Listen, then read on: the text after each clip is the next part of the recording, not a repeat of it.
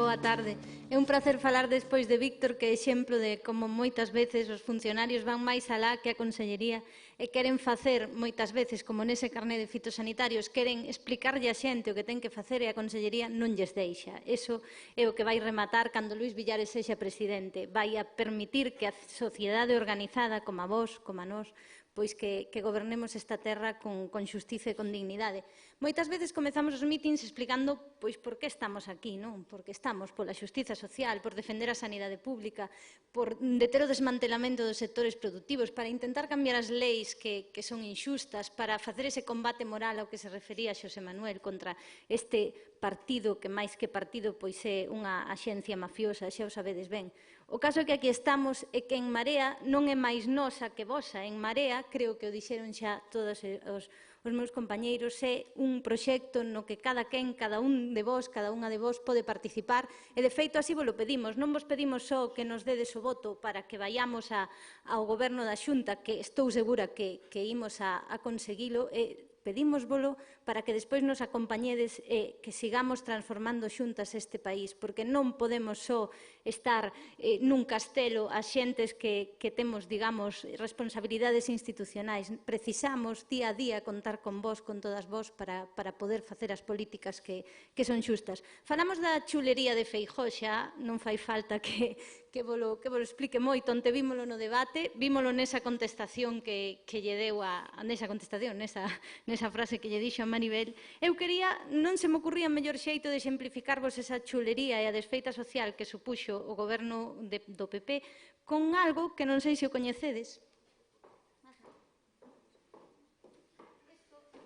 É unha caixa, está un pouco desfeita, pero tamén exemplifica o que son as desfeitas Feijóo, non? Esta caixa dana a todos os bebés que este ano nacen a partir, creo que foi a partir do 1 de agosto, e pretende ser pois a gran aposta pola natalidade do señor Feijóo. Ben, pois imos comprobar que trae a caixa, que supostamente é unha caixa ao modelo finlandés, non? Pero esa caixa finlandesa pois trae axudas até os 18 anos, trae roupa para varios meses, trae, en fin, unha serie de vantaxes que hai, de vantaxes non, de dereitos que hai en Finlandia para as mulleres que deciden ter fillos, como permitir a conciliación. Pois ben, imos abrir esta caixa.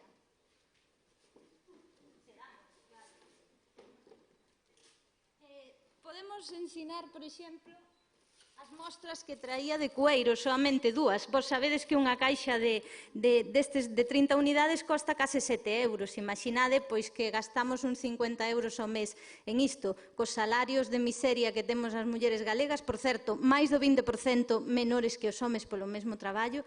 Xa me diredes, aínda que nos den o cheque bebé de 100 euros, pois para canto dá todo isto. Temos muestra prohibida su venta.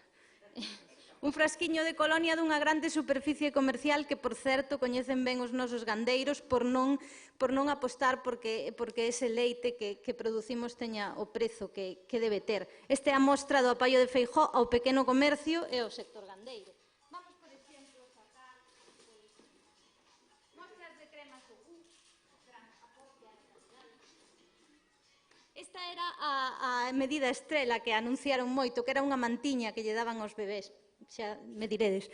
É unha mantiña made in China. Este é o compromiso de Feijóo coa industria galega que se está desmantelando nos últimos anos.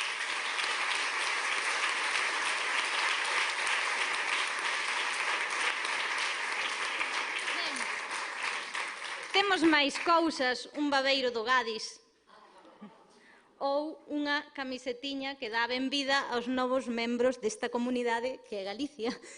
Será retranca, non? Co tipo de goberno que temos. En fin, tamén vos podo ensinar como mostra do compromiso do goberno galego coa nosa lingua e coa nosa cultura un CD de cantos de Berce en castelán. Non podía ser menos.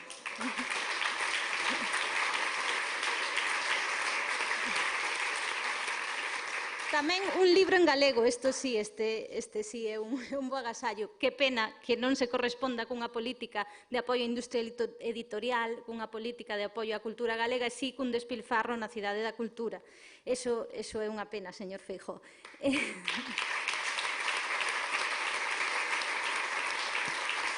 O Por certo, é moi significativo os cantos de berce en castelán porque este goberno caracterízase por aplicar, será o único no mundo que aplica unha política consciente de analfabetización no propio idioma. Non queren que os nosos nenos e nenas saiban galego. Así non se pode elexir, non hai esa famosa liberdade de elección. Se é presidente da Xunta o señor Feijóo é porque Galicia é unha nación, é porque loitou por institucións propias, así que, señor Feijóo, se non houbese lingua galega, se non fósemos un pobo, vostede nin sequera podería presidir unha institución como a Xunta.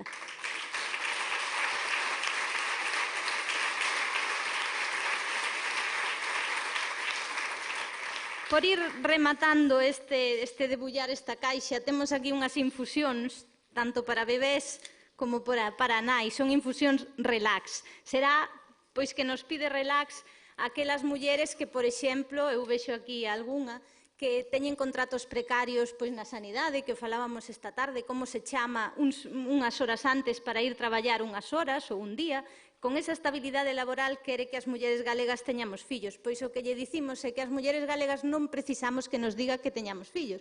O que precisamos é prazas de gardería, sabedes ben en Monforte, que mesmo nesta comarca que non temos unha natalidade boiante, xa o sabedes, e que somos unha comarca envellecida, non hai prazas de gardería suficientes, non hai prazas de escolas infantís de 0 a 3 anos, que é o que en Marea quere rematar.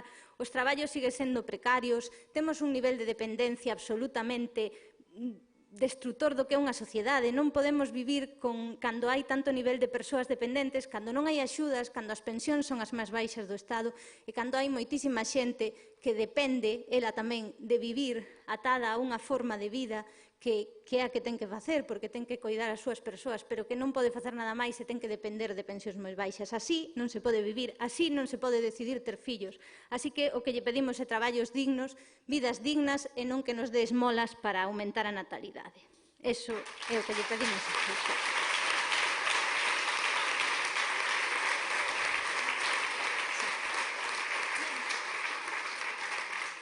Pois para rematar, preséntovos ao candidato que será o noso presidente da Xunta. Dicía Xosé Manuel que isto era un combate moral. Eu lembro, pois, por exemplo, hai xente aquí que a lembro a inicio dos 90, pois pensando na cociña da miña casa, a ver se desta vez votamos ao PP. Aquel era tamén un combate moral contra un goberno que entende agora o PP tamén, que soamente quen son do PP son merecentes de ser tratados como a persoas. Os demais, pois, debemos ser escoria, non o sei. Ese é o combate moral, nese combate imos seguir, sexa como sexa. Luís Villares representa moi ben o que pode ser este país, un país do século XXI, un país con unha persoa que sabe que a xustiza está por riba das leis e que nos vai a representar o 25 e a partir del como presidente da Xunta.